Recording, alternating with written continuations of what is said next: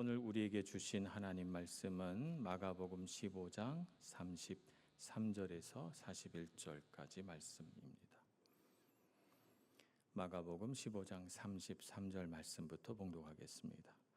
제6시가 되매 온 땅에 어둠이 임하여 제9시까지 계속하더니 제9시에 예수께서 크게 소리 지르시되 엘리 엘리 라마 사박다니 하시니 이를 번역하면 나의 하나님 나의 하나님 어찌하여 나를 버리셨나이까 하는 뜻이라. 곁에 섰던 자 중 어떤 이들이 듣고 이르되 보라 엘리야를 부른다 하고 한 사람이 달려가서 해면에 신 포도주를 적시어 갈대에 꿰어 마시게 하고 이르되 가만두라 엘리야가 와서 그를 내려주나 보자 하더라. 예수께서 큰 소리를 지르시고 숨지시니라. 이에 성소 휘장이 위로부터 아래까지 찢어져 둘이 되니라.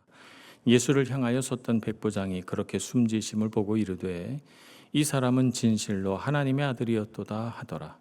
멀리서 바라보는 여자들도 있었는데 그 중에 막달라 마리아와 또 작은 야고보와 요새의 어머니 마리아와 또 살로메가 있었으니 이들은 예수께서 갈릴리에 계실 때에 따르며 섬기던 자들이요 또 이외에 예수와 함께 예루살렘에 올라온 여자들도 많이 있었더라. 아멘. 예수님께서 십자가에 못 박히셨습니다.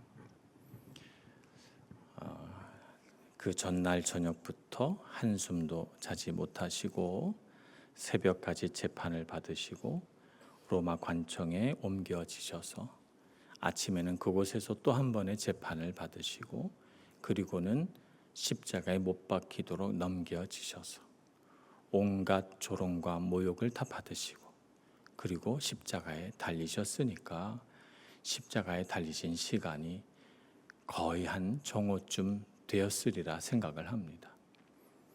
십자가에 달리시고 나서 제6시 그러면 낮을 12시간으로 구분했을 때 가운데니까 한낮 정오겠죠. 정오부터 어둠이 임하기 시작합니다. 그래서 제9시 곧 오후 3시까지 온 세상은 3시간 동안 캄캄한 어둠에 잠겨 있게 됩니다. 그리고 그 어둠 속에서 제9시에 예수님의 육성이 들려오죠. 엘리 엘리 라마 사박다니.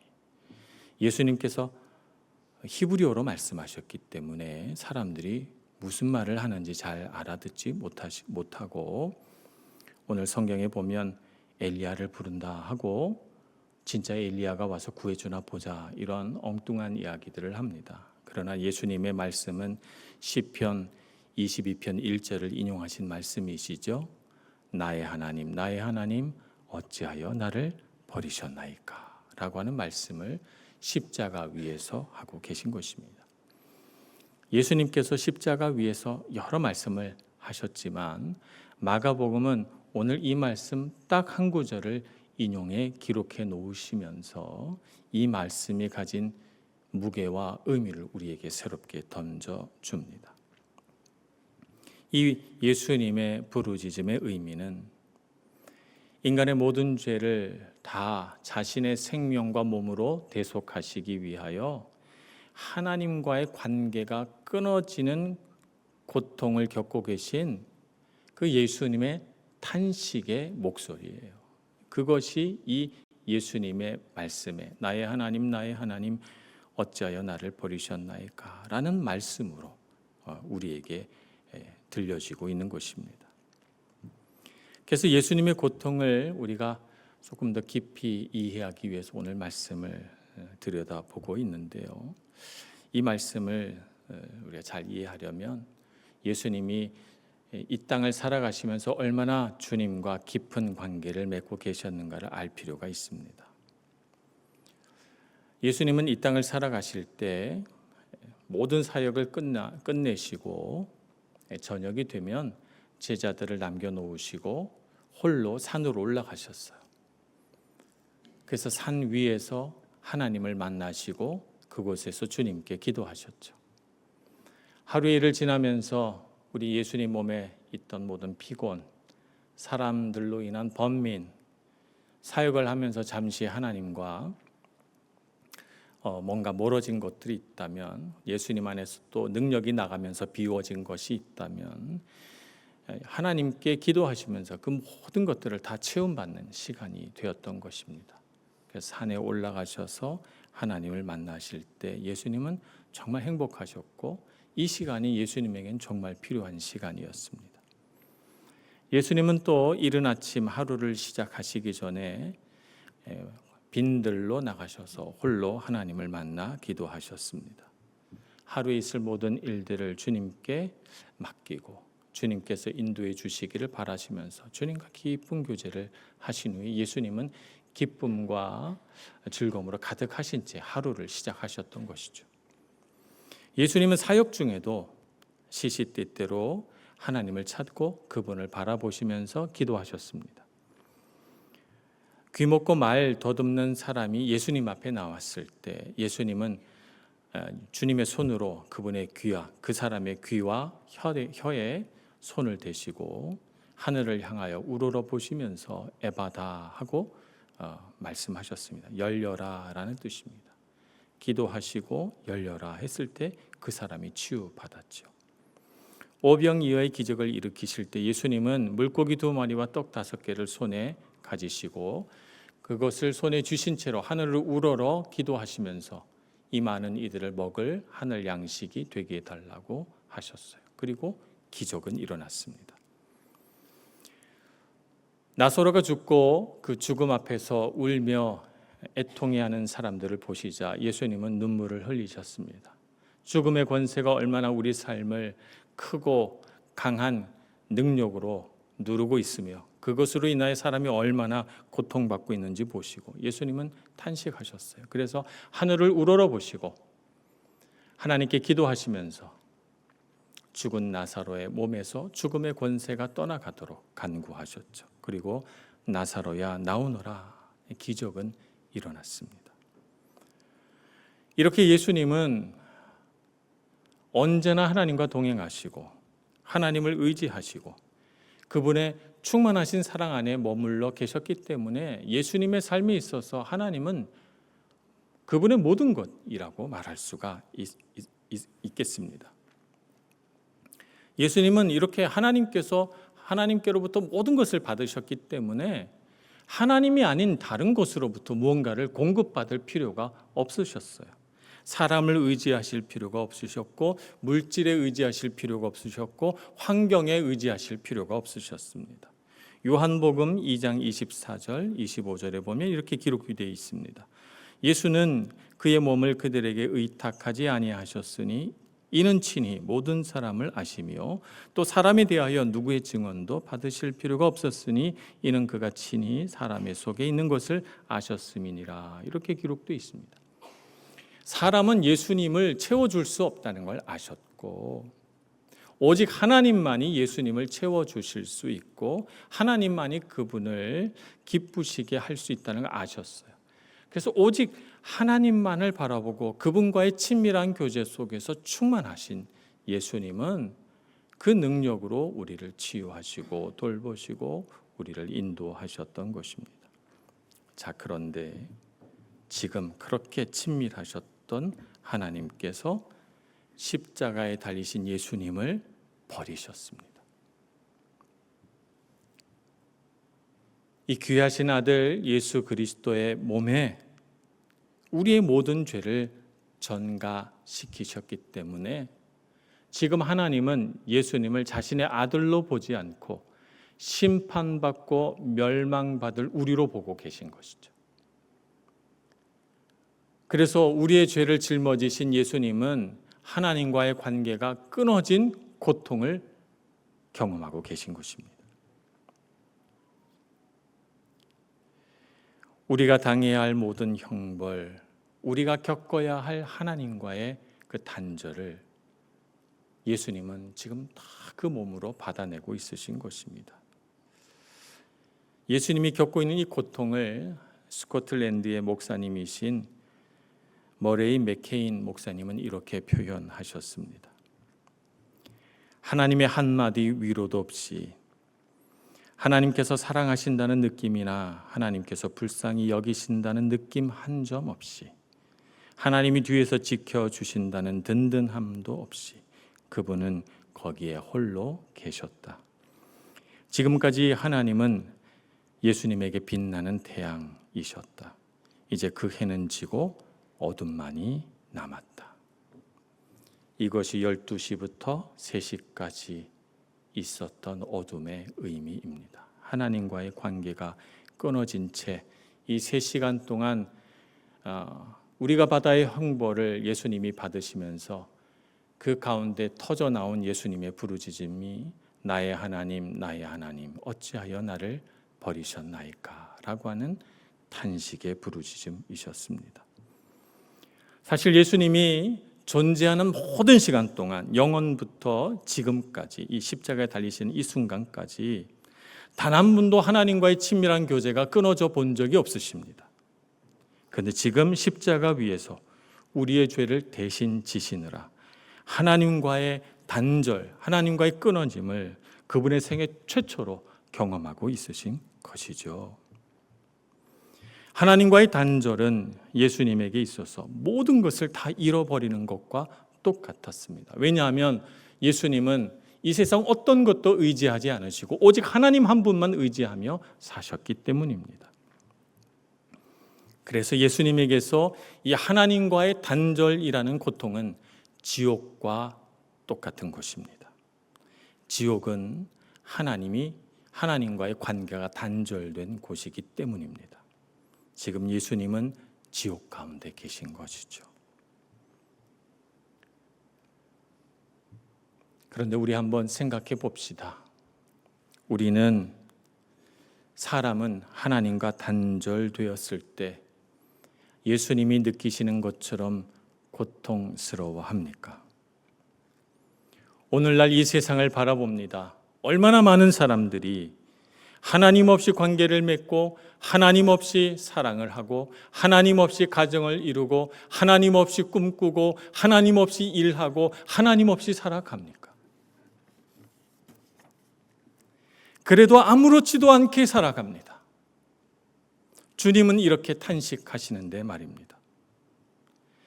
그래서 예수님의 이 외침은 하나님을 향하여 얼마나 고통스러운지 부르짖는 그 고통의 부르짖음인 동시에 하나님과 단절된 채 살아가면서도 그 고통을 느끼지 못하는 이 땅의 사람들을 향한 예수님의 탄식이시다, 이렇게 생각됩니다.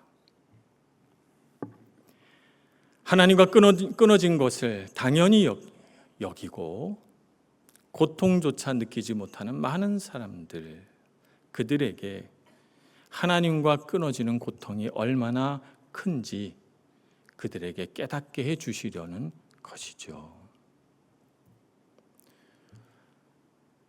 우리가 이 땅을 살아가면서 많은 일들을 겪습니다. 인생을 살아가다 보면 정말 땀 흘리고 일했는데 우리가 얻은 것이 우리 눈에 보기에 초라해서 허무해지기도 하고, 때로는 마음을 다해서 사랑했는데 사람에게 실망하기도 하고 상처받기도 하고, 이 세상을 살아가면서 우리는 얼마나 많은 고통을 겪습니까? 우리가 이렇게 고통을 겪는 것은 우리에게 물질이 부족했기 때문에, 우리가 사람과의 관계 속에서 덜 노력했기 때문에, 우리가 혹은 가진 것이 없이 출발했기 때문에, 우리에게 주어진 환경이 우리 삶을 풍요롭게 하지 못했기 때문에 등등 수많은 이유가 있다고 우리가 생각을 했지만, 그러나 가장 본질적인 이유는 하나님과의 관계가 끊어졌기 때문은 아닐까요?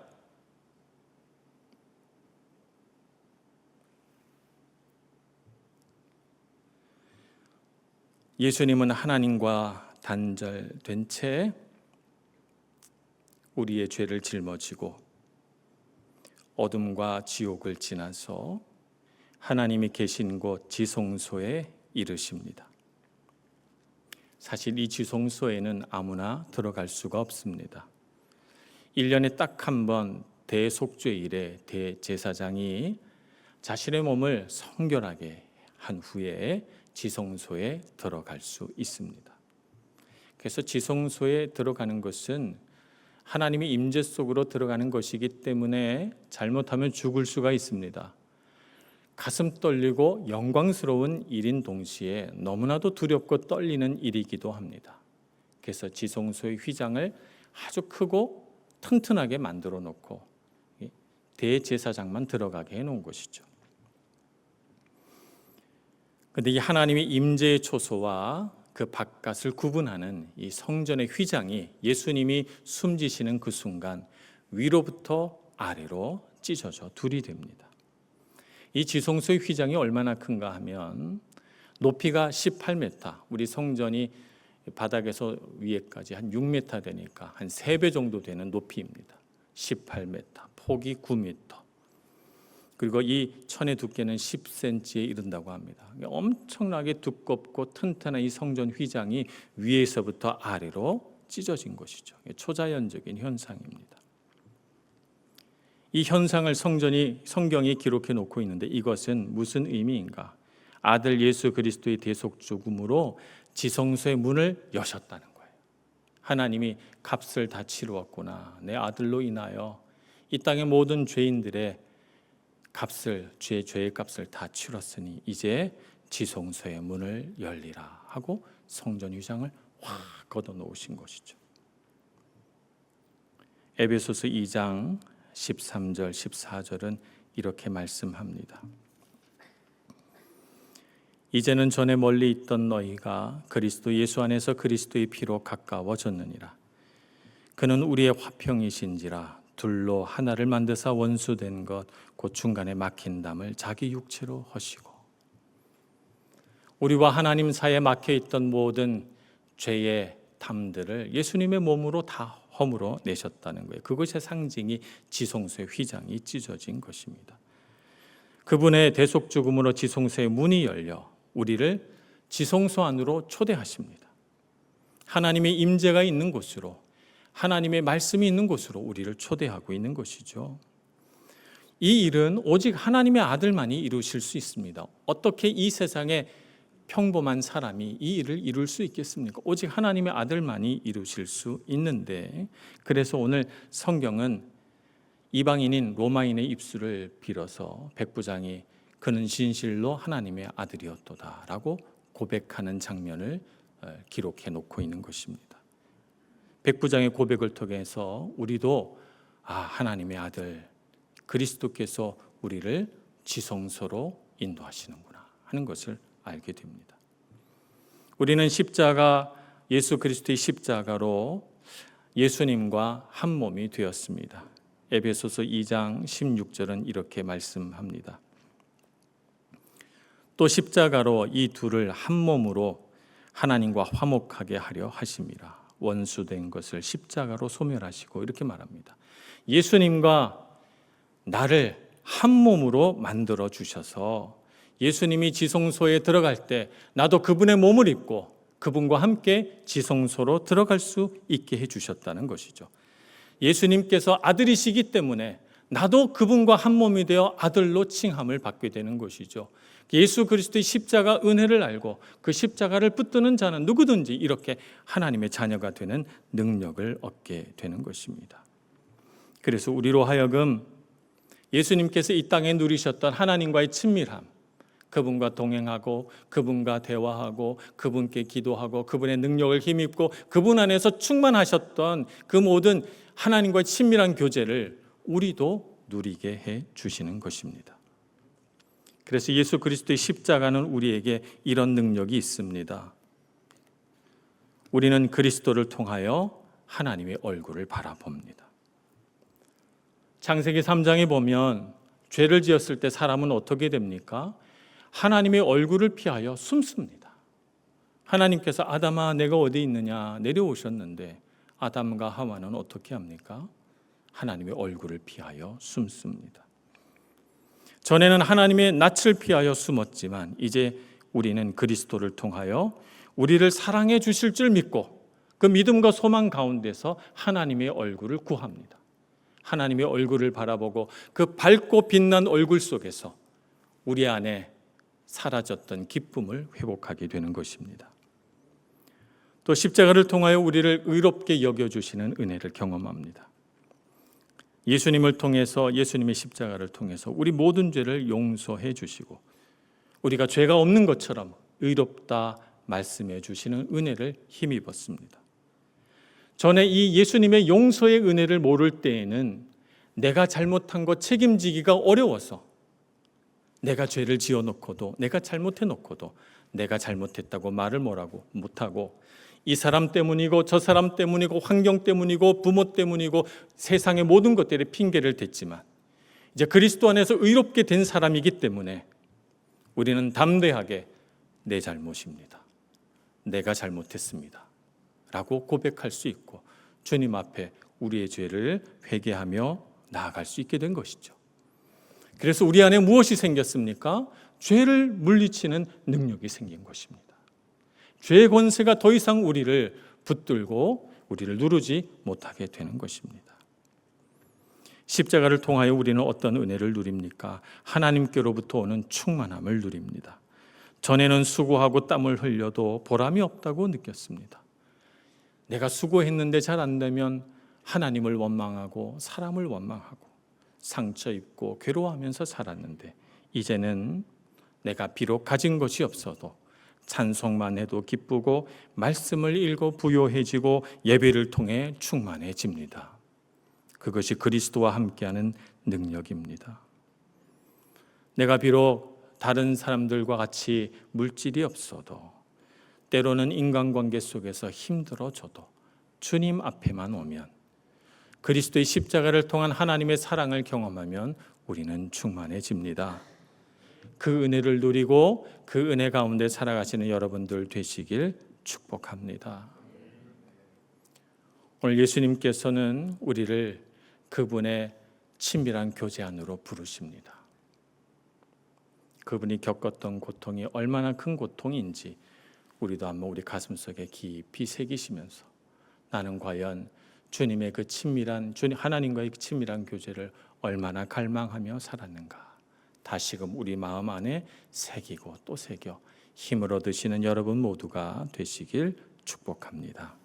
기도하겠습니다. 자비하신 하나님, 십자가 은혜로 우리를 죄 가운데서 건지시고 우리로 하여금 하나님과 단절된 삶에서 건져내셔서 오늘날 이와 같이 주님 앞에 찬송하고 예배하게 해주셔서 감사합니다. 우리에게 주어진 은혜가 얼마나 큰 은혜인 줄 알고 십자가 위에서 고통하시는 주님을 바라보며 다시는 죄된 삶으로 돌아가지 않도록 날마다 주님과의 친밀한 교제를 구하고 더 구하고 하나님의 얼굴을 찾고 더 찾는 저희들 되게 하여 주옵소서. 예수님의 이름으로 기도합니다. 아멘.